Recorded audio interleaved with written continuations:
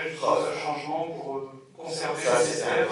C'est un cauchemar incessant, très très long, avec des longs mails que j'écrivais aussi à Vicky, que je racontais pendant les montages, pendant le confinement, pendant... le scénario était conçu, le premier tournage, en tout cas, oui, c'était une révélation, on apprenait à la fin, quoi. Et on s'est rendu compte, physiquement, hein, ça ne passe pas par la tête, parce que ça nous permet d'être spectateurs, le fait de tourner en plusieurs fois, qu'il fallait pas que la personne qui fabrique le film tienne les ficelles. Ça nous éloignait de ce qui nous bouleversait le plus, c'est-à-dire son geste d'imagination. Son geste d'imagination. Et donc il fallait que ce soit elle la projectionniste, Clarisse, soit elle la monteuse. Et cette révélation finale faisait que, je vous ai bien lu, hein, j'avais la personne qui raconte un peu d'avance. Là, il ne fallait pas d'avance, et du coup, vraiment, quand soudain, au montage, je me suis dit, mais en fait, moi, spectateur, je suis exactement dans la même position que Clarisse, en train de projeter des choses. Ça n'existe pas, ce que vous avez vu. Ça n'existe pas. Et vous y avez cru. Et donc c'est vrai. Et c'est ce que je fais. Et ça, je me suis dit, là, ça passe de la tête. Voilà, c'était terrible. Hein. C'était terrible, et pour les productrices, et tout. J'appelais Vicky souvent pour qu'elle m'envoie des voix par téléphone, mais puis de vouloir partager quelque chose avec les spectateurs. On a beaucoup, au fur et à mesure, on a à la fois simplifié. Il y avait d'autres boîtes dans la boîte de temps, c'était magnifique, c'était très beau. Je pense à la scène de la discothèque, où il y avait une autre scène où il se sourit, il se voit au bar, il a une cigarette éteinte au bec, elle arrive avec un briquet, il s'allume, lui se fiche, regarde le briquet, et en fait le briquet, c'est le briquet que l'enfant qu'ils auront plus tard. Donc les temps ne marchaient plus, mais là ça restait bloqué ici en fait. On se posait trop de... C'est d'arriver à faire se dissiper, que les questions deviennent sensuelles. Voilà. D'arriver.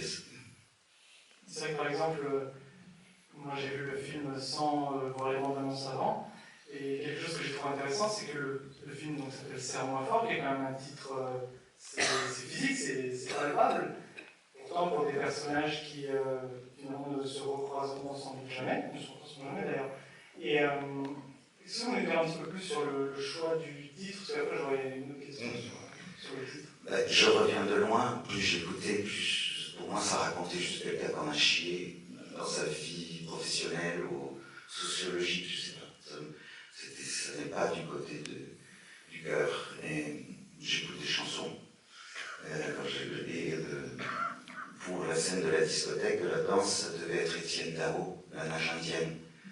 Et à force de l'écouter, le refrain c'est ça, c'est serre-moi fort, si ton corps se fait plus léger, je pourrais nous sauver, qui devient peu à peu serre-moi fort, si ton cœur se fait plus léger, je pourrais me sauver.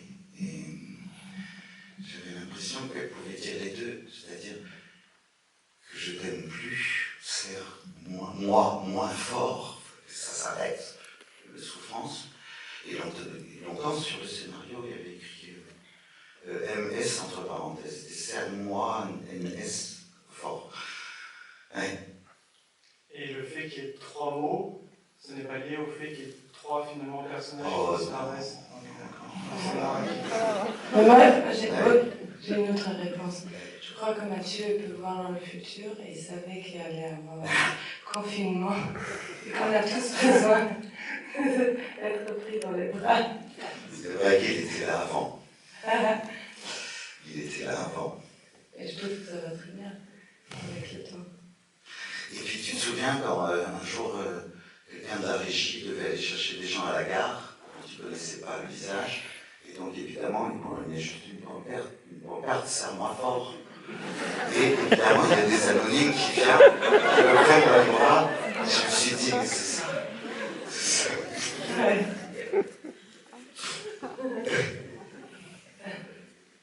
Mais ça, c'est également. Ouais. Des produits dérivés, le gourmand. Non.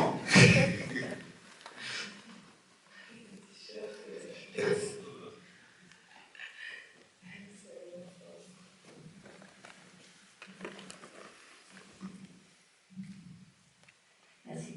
Bonsoir et bravo, d'abord, évidemment. Je voudrais revenir sur la pièce, parce qu'il y a certains films, quand ils sont tirés d'une pièce, que la pièce ait été montée ou pas d'ailleurs, on sent quand même le théâtre derrière. Là, franchement, j'aurais pas vu que ça venait d'une pièce de théâtre, j'aurais jamais pu l'imaginer. Est-ce que le texte d'origine était aussi déconstruit que le film que vous avez produit à partir de ce texte? Ou est-ce qu'il y avait déjà une déconstruction à la base que peut-être vous avez accentuée, vous avez déjà expliqué que vous avez changé l'ordre de ce que vous appelez la révélation? Et j'avais une autre question justement, est-ce que pour préserver cette part de mystère aussi, vous avez dû filmer dans un ordre particulier qui était peut-être pas logique par rapport à l'histoire? Le texte de Claudine Galéa est déconstruit.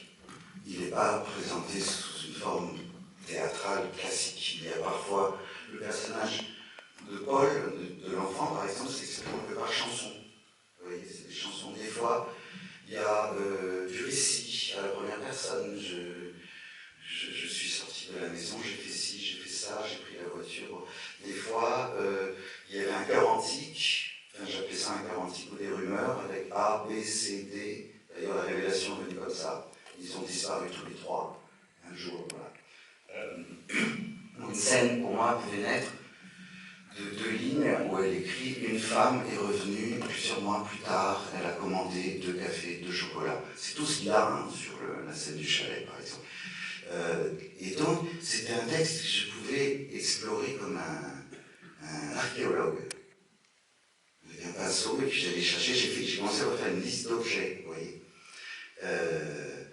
Et après, évidemment, plus vous prenez quelque chose où il n'y a pas de cinéma, plus du coup, vous êtes obligé de vous débrouiller pour que ça ne puisse pas être autre chose qu'un film. Ça m'excite, ça, c'est sûr. Et donc, oui. Mais on n'était pas en train de se dire, faut tuer, c'est trop théâtral, etc. Après, c'est certain que beaucoup de mots se sont dilués dans des gestes et de la musique.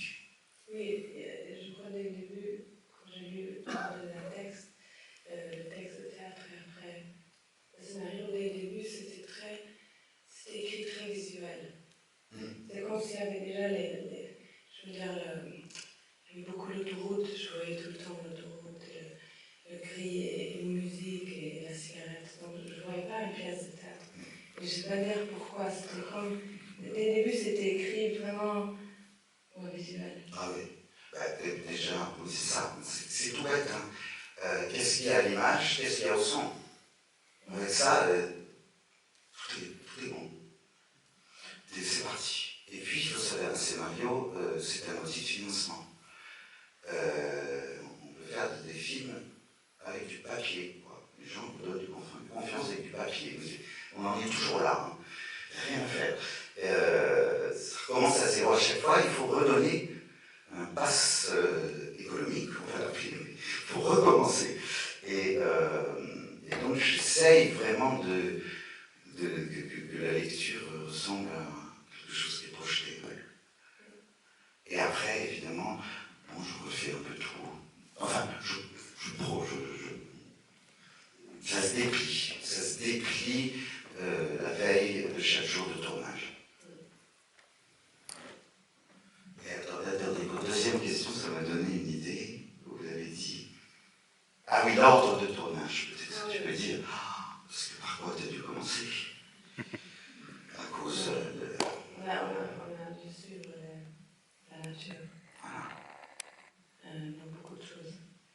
Mais tu sais, tout était comme ça. C'est vrai qu'on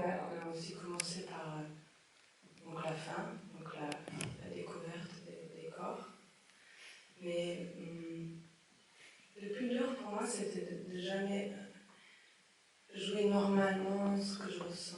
Mais de toujours... Parce qu'on savait que dans le découpage, ou après dans le montage du film, tu devrais être libre d'inverser les scènes. Donc ça ne pouvait pas être des scènes qui ne peuvent exister juste à la fin, où on voit que c'est des choses... Donc j'ai du tout joué que ça pouvait être le début ou la fin. Tout un peu... Et ça, c'était plus compliqué, en fait, que le truc, que la fin soit au début.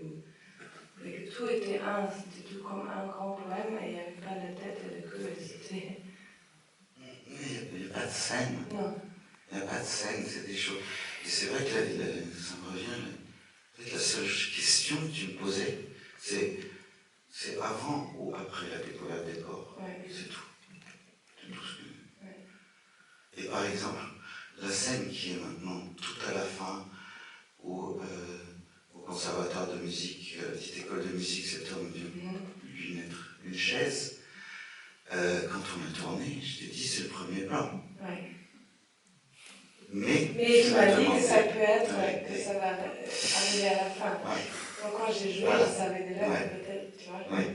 Donc je ne savais jamais où j'étais. Ouais. Et même si j'avais une réponse que c'était avant ou après, je savais que je ne pouvais pas le montrer. En Je plus, savais. elle ne pouvait pas le montrer.